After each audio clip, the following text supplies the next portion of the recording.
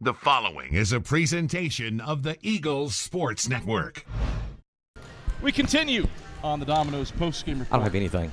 Chuck Benson can't hear anything. I don't get nothing. Bless his heart. What's happened, Chuck? You can't hear anything at all. Let's do this. How about now? Is that better? Oh, 100%. There 100%. Cap, I'm going to say, why do we not have Christmas music playing? Talk to your music man. Hey, music guys. Christmas, please. Why are we listening to 80s techno pop? Well, one, this is The Weeknd. This song was released about 5 years As ago. I said, 80s techno pop. I'm Adam Cavalier, alongside Headman's basketball coach Chuck Benson. Chuck, man, what a performance. Largest margin of victory against a nationally ranked foe ever. Largest margin of victory, obviously, as well, over a top 10 team, besting your 15-point wins over Josh Schertz-led Lincoln Memorial teams in 2014 and 15 when the Rail Splitters were ranked third and ranked number one. And more importantly, Oh, hey. more importantly, Cooper, back up, Cooper. Watch yourself. This is for grown men. the brown butter, Oh, the yeah. Nutella-stuffed brown butter cookies are here, courtesy of Leanda Cavalier. Miss Cavalier. Chuck, incredible performance. Break it down for me. Right as you take a bite. Oh, my gosh. That's because I'm going to inhale Here's mine. what I saw today, Kev. A team that was hungry. A team that was unified. A team that was willing to give more than is expected. A team that had a real clear purpose and identity. That's what we saw today from our team, and the outcome favored us because those things were so clear and apparent to us. Dominated every facet of this game. Shot the ball well against the Peach Belt's top defense. Got tons of open looks. I guess you alluded to it. What caused that? Break it down for me. Well, styles make fights, Kev. Yep. And they are elite for a reason. They really do a great job of taking away the paint. They do a great job of limiting threes. But today, our style and our personnel were just prepared and determined to get the job done. It's the last game before the break, and at this point, we were coming off a 2-game skid. They were coming off a 2-game skid. Something's got to give. Somebody's going to be happy. And, I just thought we kept on punching and punching and punching and found separation and would get some stops ourselves at the same time. And we were able just to sort of surge there late. And that under 8, we really sort of took it away, man. And they are good. I mean, they're defending region champs. They were in the Elite 8 last year. They've got a lot of quality pieces back. But today we were just a better team, and I'm saying that, and I've got nothing but respect for what Dan has done there and the program he's built. That's an NCAA tournament team for sure.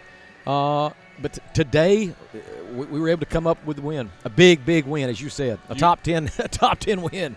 Top 10 win by 21 points. You alluded to it. That run with 8 minutes to go, you go on a 13-2 burst. You said it. You kept on punching. You weren't shooting threes well in the first half. You were getting good looks. Shots weren't falling. I can think of at least 3 that were a quarter of the way down and then fling back out. Was it just a matter of time with the shot types that you were getting, and then the dam broke on that 13-2 run with 8 minutes to go? Well, here's the deal, and you and I both know this. Nick had been in a little bit of a slump. He kept on making the investment. He never hit panic. He kept on just going through his processes. He's a great example of when you've worked like he has and made the sacrifice and the investment he's made. You don't let momentary distractions get in the way. And so he had one of those beautiful Nick Brennan 5 of 7 from 3 kind of days. Jack, obviously, very efficient day from 3. John, I thought Trey today was one of the better games he's had this year in terms of just directing the action, taking care of the ball, getting us into offense. So the run we made, man, a lot was based on the fact it was coming. I felt like it was coming. Even though we've sort of been struggling a bit, I felt like that was coming, and it just came at the right time. Santa came at the right time. You know what I love here? You're so good at ignoring your own children. But here mine comes in, waving an elf. And it's the first time I've seen you give a side eye to a child entering the frame all year. I was confused because I saw those two, my two Christmas elves out there, and I thought, who in the world's back? Oh, there she is, sweet little Sienna. Yep. Well, Santa certainly came early for you here today. You touched on Jack. He and A.J. White looked the better part of All-America caliber players from the Southeast region today. But Jack, his shot making at the rim was on another level, 26 points. Man, I mean, some of the shots he made go in the basket, that right there was big boy basketball. There was a lot of bumping, a lot of grinding, a lot of physicality. Nobody was gaining advantage. The officials weren't blowing the whistle, and Jack was able to finish it. But I mean, we always joke, we call him Junkyard for a reason. That dude is he's just dirty in the best possible way. He's the dirty dude, man, in the best possible way. When it comes time to compete, he is up for the scrum every day. You've bestowed upon him something I think you've only bestowed upon one other player in your time here, and that is something bestowed upon Sawyer Williams, the Dirty White Boy moniker. Yeah. And it felt like he upped his game. He's had an incredible month, to say the least, averaging 27 points over his last 6 now. But it seems that he has taken his game into that Player of the Year, All-America caliber air. Those post-season accolades will come where they want. All I can tell you is day in, day out with Jack Browder, it's like everything. Nothing's perfect, but man alive, I just love them kind of dudes. If you want to understand what really gets me excited, it's them kind of guys that are just all about competing and doing the dirty work when nobody else wants to do it. I got to wait a minute, Cav.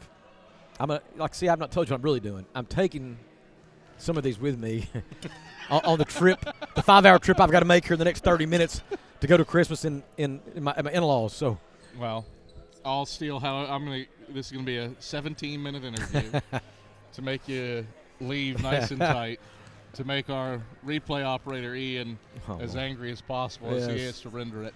And I'm going to steal as many of these cookies as I possibly can. I'm assuming is this a Christmas gift? That is a Christmas gift. Oh, yeah. Yes, Cav. Yes. Yes.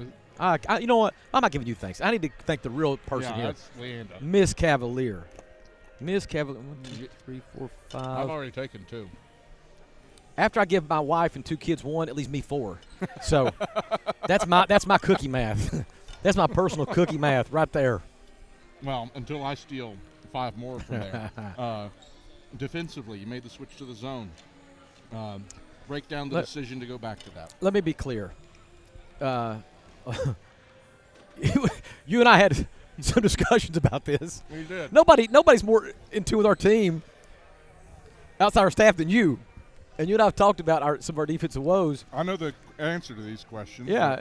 It was a setup. This was a setup. Yeah, I'm giving you the credit, Cap. You strongly encouraged. Like, I think you all can find some stuff there, and you were right. You were right. Thank you, Cav. I am not going to take credit for your decision to go back to your zone.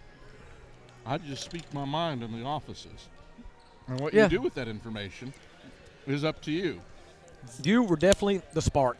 No, I'm you were not the taking spark. credit. Because that's scary if you're listening to your radio guy.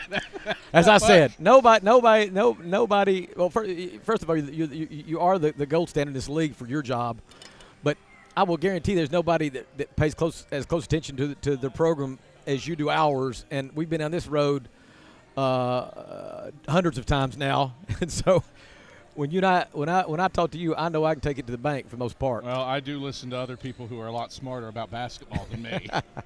And I'll parrot what they say, and that's how it works out. You touched on Nick Brittigan. Some massive moments for him today. Some massive moments for John Zhao. North Georgia brought on the press for the under 4. In earlier games this season, Anderson comes to mind. You had turnovers against the press that led a team back into the game. Only 2 second-half turnovers, and the result was John Zhao going ballistic in the final 4 minutes. What did he have, 3 or 4 dunks? 3 dunks in the final 3 minutes, a wide-open 3 as a result.